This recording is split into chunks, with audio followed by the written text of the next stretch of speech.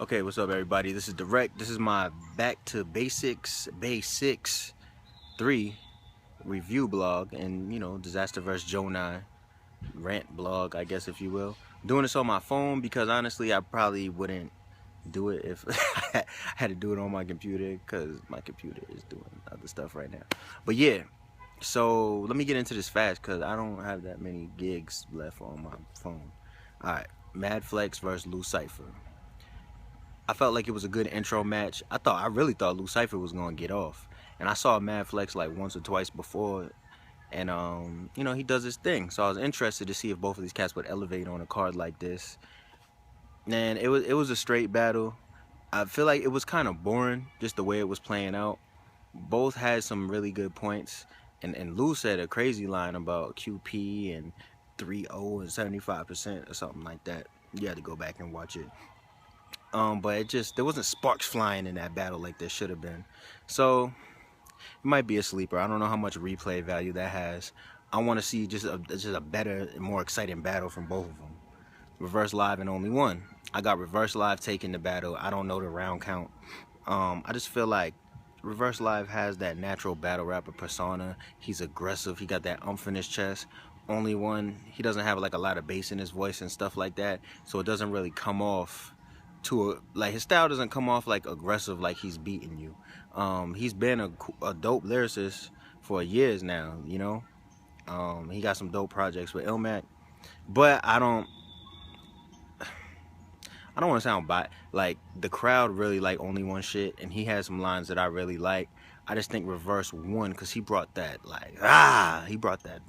to his space, and only one wasn't really barking back at him, and I think Reverse Live is going to look better on camera, so I had Reverse Live taking that. Daylight and QP, that battle was kind of weird because Daylight came as a Crip in a box. What does that mean? Well, he he was a Crip holding a box with himself in it. Basically had a costume where like his legs was dangling. Anyway, just go to Rap Grid Twitter and check it out. This Crip in a box. So and he actually said, "How you gonna put a Crip in a box when I'm already in one?" And he was alright, you know what I'm saying? He had some bars, I felt bad because QP was really going hard, and they just kept calling time on his rounds. There was a little argument whether it was 2 or 3 minute rounds, and he was just getting cut off, and it just looked kind of corny the way it happened. And it looked like Daylight was punking people into calling time, and QP was just like, "Oh man, no, it's all right." There was even a part, I think, in the first round where QP was on a roll. He was coming to like his big punchline. He's like, "Oh, let me finish this part." Daylight's like, "All right." QP turned around. He's like, "Call time." So when QP says, "Yo, time," it was funny, but it was messed up, So that battle would have been cool if they didn't call time on QP's rounds, and QP would have won. But yeah, this battle was just a Daylight battle, I guess. Then you have first surprise of the night, Dirtbag Dan versus DNA, which many people are calling battle of the night. But let me preface this with saying this. I feel like certain battle rappers have a big fan base, and what that fan base does is either causes people to be biased towards them or biased against them. I think DNA you have to realize, DNA can freestyle. DNA can take 1 million battles in a month because he could probably write 25 bars and freestyle the rest of it. He has a crazy ability that not too many other battle rappers have. Sometimes I think because of that, he just pieces the words together on the fly, and he'll even tell you himself, like, "You might beat me lyrically, but you just can't win the battle against me." And I feel like he takes that approach against any battle that's not like a super big blockbuster battle for him. And he did good. His freestyles were hitting. He was getting good crowd reaction in this battle. But it was like, it was grind time Dirtbag Dan. It was Dirtbag Dan. After Shine kind of whooped him, I didn't think he had anything left in the tank. He was talking about retiring, which he did, I guess, after this battle. He said you're not going to see him for a while, but Dan went off, man. And I don't really like the dead relative bars because I wouldn't do it, but the thing he said about DNA and Daddy not around, like, his performance was savage. It was kind of like, if you ever seen his performance against Nestle, it was kind of like that. Like Dirtbag Dan was cooking, and honestly, I think Dirtbag Dan won. Maybe like a 2-1. I don't remember which round DNA might have got, but I think Dirtbag Dan won, and I feel like, of course, DNA is gonna think he won because he did good. But I think anyone saying that, oh, DNA definitely won, but Dirtbag Dan won, man. Just be real. Dirtbag Dan won. It was a pretty good battle, and sad that he's retiring, but he probably needs a little break anyway. Then you got second surprise of the night, Thesaurus versus Fresco. Like I said, a lot of people had DNA and Dan as the best battle of the night. I have Thesaurus and Fresco, best battle of the night. First of all, round 1, fire from both sides. Round 2, Fresco kind of took off on him. Round 3, Fresco definitely had the edge starting round 3. Yo, son, Fresco had one of the rounds of the night. I give the other round to someone else, which you'll see in a second. Fresco went crazy, man. I guess he's in innuendo now, which is like, I guess. But he did like gun bars. I got a gun bar approach. But yo, he was just saying, his third round literally had like 55 punchlines in it back to back. Even Thesaurus, you could see Thesaurus in the camera like, yo, he's killing this right now. You know what I mean? Like Fresco won that battle, but yo, he was saying shit that like my cartoon referencing ass was just like, oh my god. He said some shit about his girl whipping her hair back and forth like Dixie Kong. What? And he said open up on his top like an X-Wing pilot. Like I was going crazy. You know, like he was saying all kind of crap. But Fresco got that. Like I tweeted Norbs and Beasley, and they were like, yo, Fresco's dope as hell, da-da-da-da-da. So I want to see Fresco on a proving ground, because like I've been saying, like I said in a prediction blog, like I've been saying for years, I think Fresco has one of the top 10 pins in battle rap. And it's looking like he's reaching another level right now. Like that performance was crazy. He probably has performance of the night. So, and that third round, bananas. We got Big K and Caustic, which was, I thought this was a candidate for battle of the night. Basically, let me say this first. Caustic isn't the most likable guy because of the things he does in his battle raps, the things he says and the way he acts sometimes. And I don't always like Caustic as a battle rapper, but you got to give credit where credit is due. Big K is way more popular than Caustic is right now, and people love him. So the first round was great on both ends, and people were like, Big K, da-da-da-da-da, you can already tell he's gonna win. Let's be real. You might not like Caustic, but that first round was tough on both sides. I had it as a tie. I couldn't pick. I might watch it on camera and say, hey, Big K, but as of right now, that shit was a tie. Y'all are biased if you say Caustic just got wiped and mopped out in that first round off of, one live view. Second round, Big K took off on Caustic. Third round was weird. Caustic tried to do like a, let me tell you about my life. Let me tell you what my life's like angle on, like, I've been to jail too kind of stuff. I don't remember exactly what he said. But it was weird because he had said something about Big K, like, your homie such and such died. And my homie such and such died. And Big K was like, yo, don't talk about my homie. You thought they was going to start fighting. Well, let Twitter tell you thought Big K, Caustic was crying and you thought Big K was going to mop him or something. But it just made Caustic's round awkward with all the fight threats and shit. So third round on Big K, he raps about Caustic's roommate and how they have a little kitty cat. And he's like, he kind of said it like, yo, I'm gonna get personal with you too. And he was talking about how he'd be like cuddling up on his cat. And it was funny, but Big K kind of did it for too long. But Big K won the battle. That third round is like, it almost didn't, it was like, it didn't count to me. It was weird. Caustic got reaction, but it was just kind of weird. So basing off the first two rounds, Big K got it. And I think most people will say Big K got it. But don't sleep on Caustic's first round. That shit was fire. Pass. Yeah, all right. So we got Pass and Arsenal. I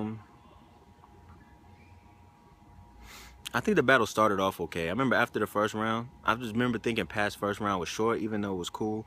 It was short, and Arsenal was just, he wasn't saying nothing that really moved me in the first round. It was fucking leaf fell. I don't know what the hell that was. But second round, the battle got better, got a little more intense. I didn't really have anyone pulling through winning at that point. Third round, yo. Arsenal was, I think that was it started off as his best round of the battle. And he kind of ended weak. It looked like he might have messed up or something. Then he had his daughter say that he like 3-0'd pass on FaceTime. Arsenal went second, by the way. I'm saying this backwards. But pass, man. He's had his angle with like, yo, you came to Oakland and you said like Oscar Grant, you like disrespected Oscar Grant to Mr. Fab's face. And he was just like, yo, like young black men in like this country struggling together. You want to do some shit like that? Like you I don't like the white man is the enemy. Like they out here beating black men, and you over here like disrespecting someone like that. I don't know if I'm portraying. I don't know if I'm getting across past his angle correctly, but you just destroyed this third round. Like it was one of his best rounds I've ever heard from him. Like that was highly enjoyable, and it was probably. Him and Fresco had the rounds of the night. I probably put Passwords round above Fresco's just because it had more meaning behind it. You know what I'm saying? An overall performance I give to Fresco. But Pass he was on 10 that round. Like it was, like a lot of people take those angles and they fuck them up and it sounds stupid. But Pass just destroyed it. Like it was disgusting. So I give that battle to Pass. Let's talk about Dizaster versus Gjonaj. I know this is what all y'all want to hear me talk about, so let's get it out the way, man.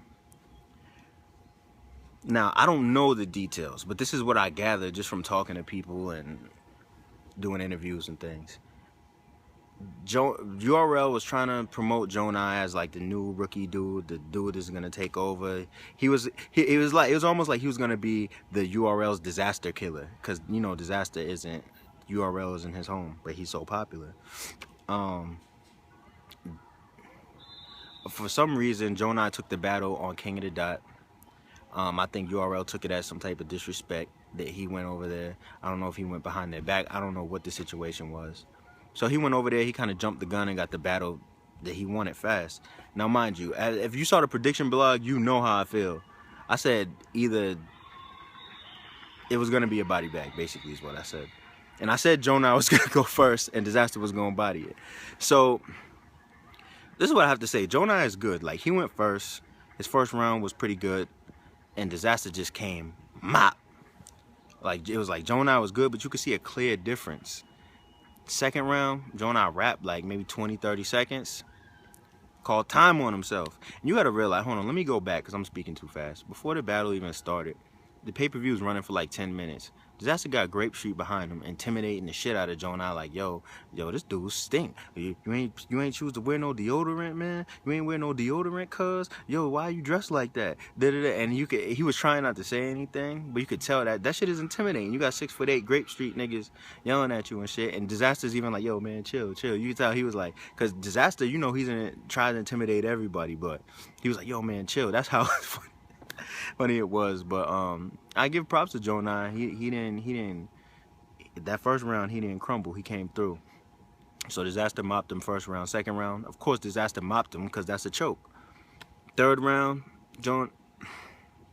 he got mopped. Yo, and Dizaster had some shit where this was my favorite part of his verse when he said, leg shot, your homie gonna be driving off with your leg dangling underneath the car like bedrock. That was crazy to me. Dizaster dropped 30 at the Rucker. He just dropped 30, 3-0 mop, and I feel bad. This is why I feel bad, because I feel like Gjonaj jumped the gun.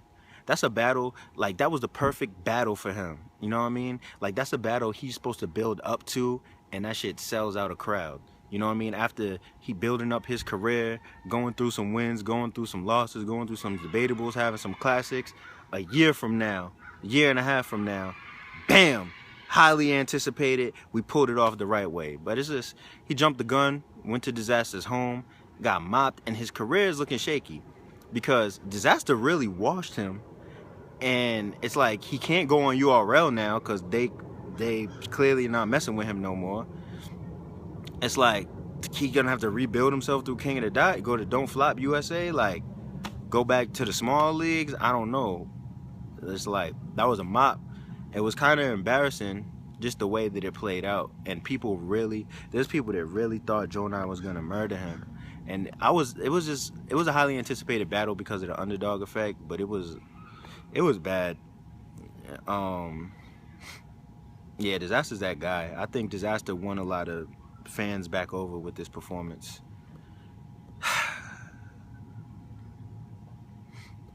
Man, Gjonaj, it's all right, man. So yeah, that's my review blog. Back to the basics. Yeah, I don't know what else to say. I'm kind of upset at this Gjonaj battle, I can't lie, but fuck it. Direct, not direct. And follow me on Twitter and stuff. And get well soon, Gjonaj. Holla.